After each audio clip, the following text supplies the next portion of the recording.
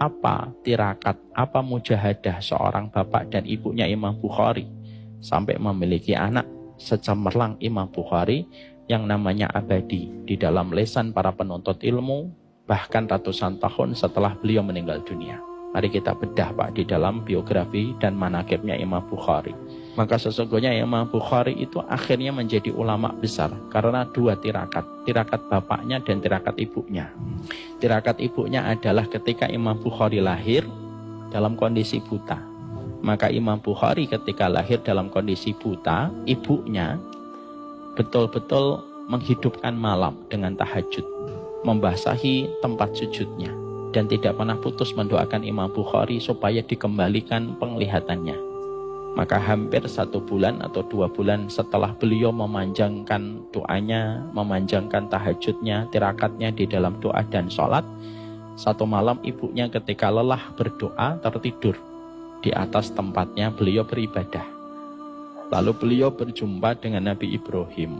Lalu Nabi Ibrahim berkata, Innallaha qad radda basara ibnik.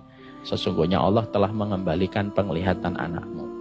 Bangun ibunya dan mendapati Imam Bukhari kecil sudah mulai ada tanda-tanda melihat.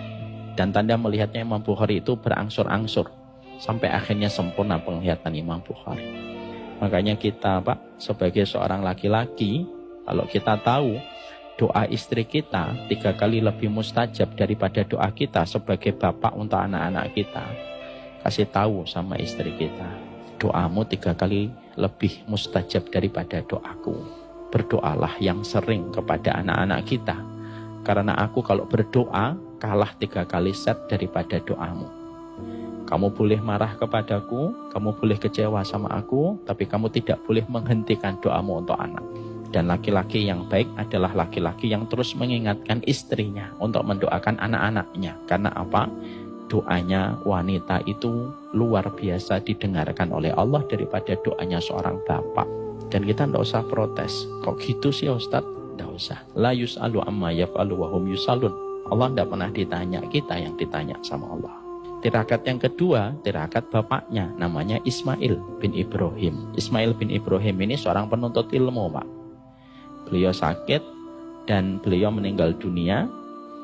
Pada saat ketika sebelum beliau meninggal dunia, Ismail bin Ibrahim ini ngomong, dipanggil itu istrinya dan berkata kepada istrinya, aku tinggalkan kitab di perpustakaan untuk anak kita, dan aku tinggalkan dinar dan dirham yang aku simpan di sini, dan aku pastikan tidak ada dinar dan tidak ada dirham, tidak ada satupun dinar dan dirham yang aku tinggalkan untuk menghidupi 2 anakku dan memberikan pendidikan terbaik untuk anakku yang aku campurkan dengan haram dan syubhat.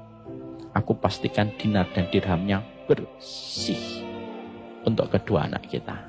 Masya Allah Pak.